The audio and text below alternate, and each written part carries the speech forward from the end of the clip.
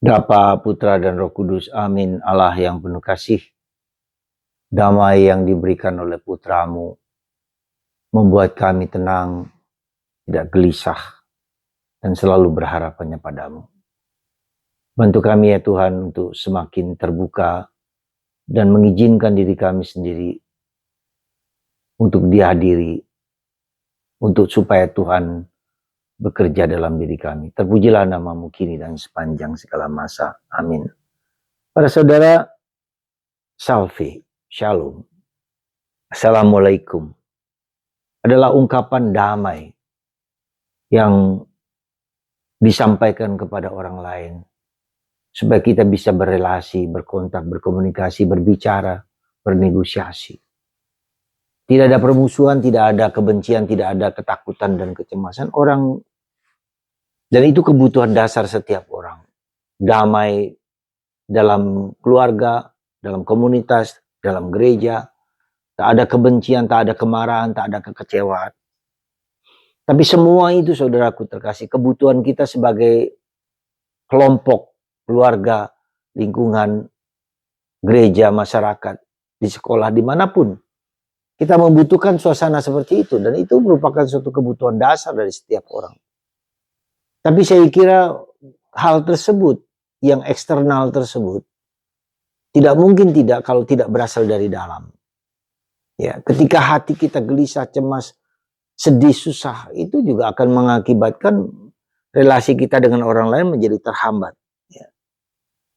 Dan itulah yang saya kira dan saya duga perlu kita sadari sungguh-sungguh. Apakah kita bisa saja orang bermuka dua, kelihatan bagus, kelihatan indah, kelihatan apa, tetapi di dalam hati ada kebencian, ada kemarahan, ketakutan, kecemasan. Dan itu menimbulkan juga penyakit dalam diri kita.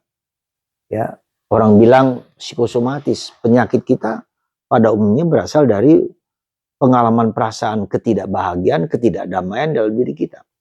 Nah, jadi bagaimana ada dua sisi yang menurut saya, atau mungkin bahkan tiga sisi. Ya, jadi kedamaian itu sisi yang paling luar adalah sisi kesatuan antara pikiran, perasaan, emosi, dan kehendak. Jadi tidak adanya diskrepansi, tidak adanya dalam tanda petik, bukan tidak ada, tapi sedikit berkurangnya ketidakharmonisan antara pikiran, perasaan, dan kehendak. Ya, jadi itu yang saya kira perlu kita sadari, apakah pikiran kita ya tidak sejalan dengan perasaan kita, tidak sejalan dengan hati kita, tidak sejalan dengan kehendak kita. Bisa saja misalnya hati nurani kita tidak setuju dengan apa yang kita lakukan. Ya, ada kegelisahan, ada kecemasan ketika kita mencuri, ketika kita korupsi. Ya mungkin tidak apa-apa, tapi hati kita mengusik kita untuk berbuat yang benar. Itu juga ya, jadi jangan lupa ya ketika pekerjaan hidup kita, pekerjaan diri kita, pikiran kita tidak sesuai dengan hati nurani kita, itu menggerogoti dan itu menimbulkan penyakit-penyakit yang apa namanya, yang tidak kita ketahui, yang pada waktunya akan muncul ya dalam badan kita yang rapuh. Ya.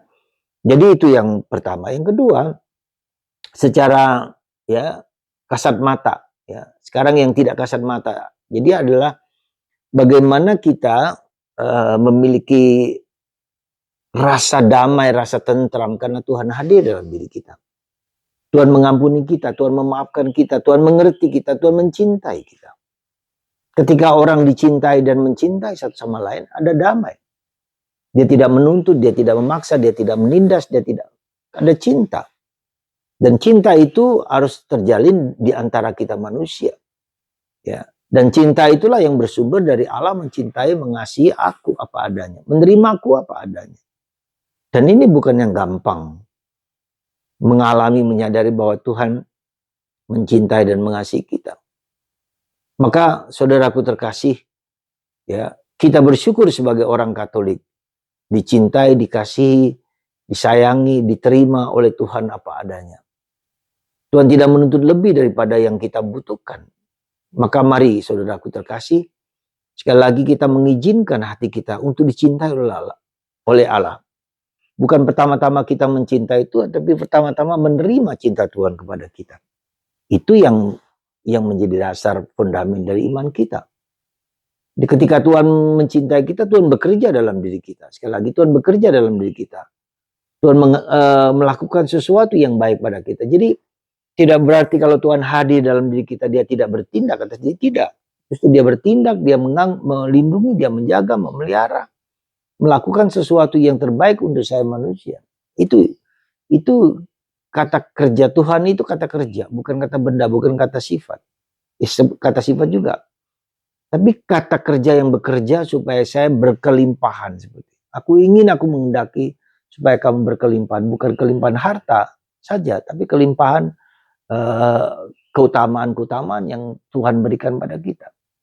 Jadi sekali lagi saudara, mari kita marilah kita bagaimana supaya cinta Tuhan yang begitu agung, mulia, dan indah itu ya selalu kita hayati, selalu berkembang tumbuh, menjadi lebih besar, menjadi lebih dalam, menjadi lebih luas. Ya, kita tidak hanya damai dengan diriku sendiri, tidak hanya damai dengan orang lain, tapi dengan alam semesta.